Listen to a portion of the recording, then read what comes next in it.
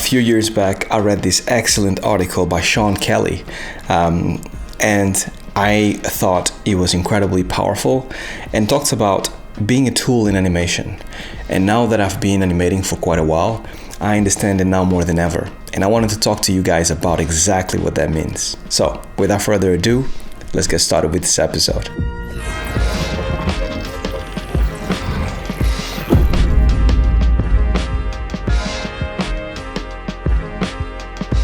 Hey guys, welcome to another video. I hope you guys had a great week. Now, like back in the day, SHAWN Kelly, animation mentor to be specific, had these little PDFs they used to put together called tips and tricks, and they were incredibly useful and incredibly powerful.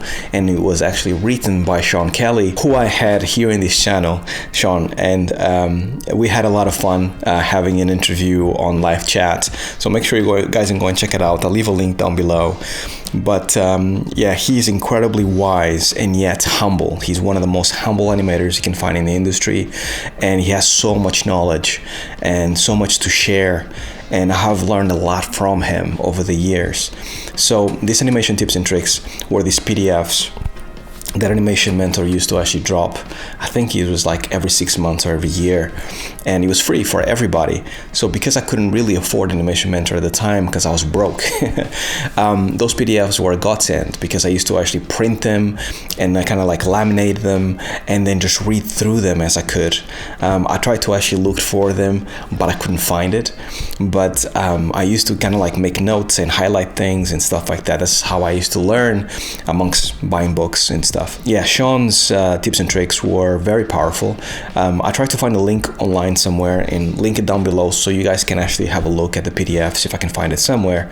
But there was one tip that he gave. It was not so much about animation itself, but it was about practicality and knowledge about animation, you as an animator, and actually making the most out of animation. And it was, you as an animator, you are a tool. And by a tool, he meant you are a tool to a director or a lead or whoever is above you. And that is a very powerful statement because even though it sounds incredibly harsh, because we are all artists and we are all creative and want to do our own thing, but when you start working professionally, there is a notion or a feeling whenever you start that you are a bit of a tool, and not tool in the negative sense of the word, in order to actually kind of like fulfill the vision of somebody. Now, I have been through the trenches already for a long time to kind of like have that feeling, and in the beginning it's harsh and it's difficult because what happens is that when the director or the lead or the supervisor or whoever is actually kind of like giving you feedback on your animations, gives you feedback, it's hard to take it in the beginning because there's a lot of shots, I guarantee you, that you would feel that they would be better if you did these things. And these things come from your personal pool of ideas. And you think, why doesn't he see these things? And you can even go directly to the director and say, look, this shot I've done with these things and I want these things and I think they're going to be so much better. And blatantly the director, if you're anything like me, they will tell you straight up, this is great ideas, but this is not what I want. Please do what I mentioned because that is what's better for the project. Those ideas don't fit in this project right now. And it vexes you and it makes you feel incredibly like useless because it's at those points specifically that you feel like, why am I even here, right?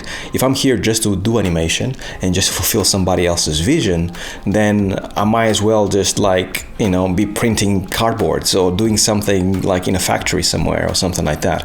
It feels very much like that. I know I felt like that, but that is kind of like besides the point, right? Because when you look at the bigger picture, and in the beginning you don't, because you're so focused on just becoming the best animator possible, that you just kind of like are within your little spot, because that's all you know. You've been working at home, working your show reel, trying to get to be an animator for so long that the only thing you know is your own bubble, right? So understandably, when you go into something that is bigger than you, it's very hard sometimes, if you're anything like me, to understand where they're coming from. But once again, talking about experience, the more experience you have, the more you start to see that you are a little part of a big machine, and that you need to kind of like slot in into that little part the best you can in order to fulfill that big vision. Now, the most professional and the most successful animators are the animators that can slot in into that position the best they can. There's no point in you fighting it or quitting because of people not taking on your ideas. The more you actually slot into that role right there, the more you're going to be open to new ideas.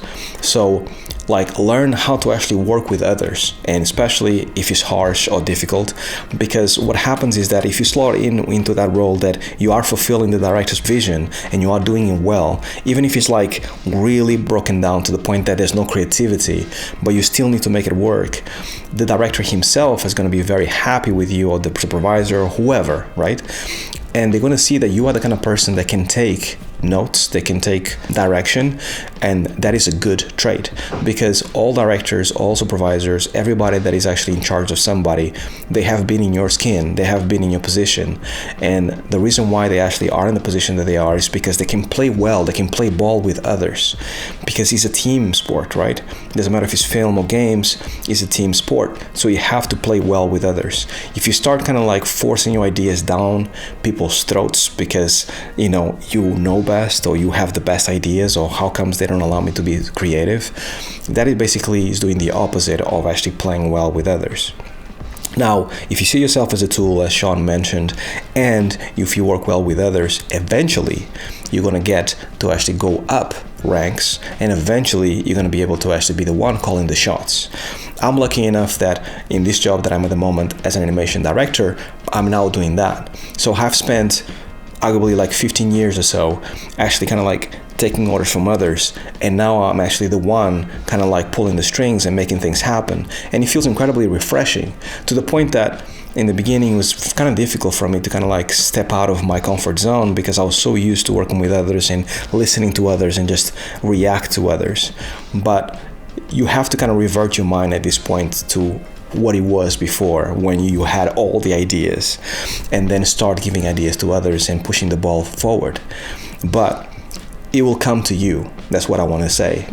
Just make sure that you play well with others. Make sure that you see yourself as a tool, like Shawn mentioned, and then just slowly actually start to kind of like expand your horizon, spread your wings, and then eventually it will come to you a day that you can actually be the one calling the shots and be the one kind of giving ideas. So that is all I wanted to say in this video, because I thought that article was incredibly powerful.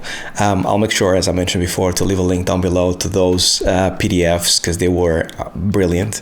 And major shout out to Shawn Kelly once again for all the knowledge throughout the years, because he has helped me and others a ton. He's a legend and incredibly humble, and an animator that all of us should actually kind of like model ourselves against, because he's really cool. So that is basically what I wanted to tell you guys. As always, shout out to my Patreons and everybody supporting me here in this channel, because you guys are the heroes after all. And if you guys would consider supporting me, please head over to my Patreon and feel free to kind of peruse my perks. Now, if you like this video, make sure to give it a massive thumbs up. Make sure to comment down below about what do you think about this idea of being a tool in the big machine. How does that feel to you, either professionally, if you are a professional animator, or if you haven't made it yet, how do you feel about that? Let me know down in the comments, and as always, stay well, stay safe, peace.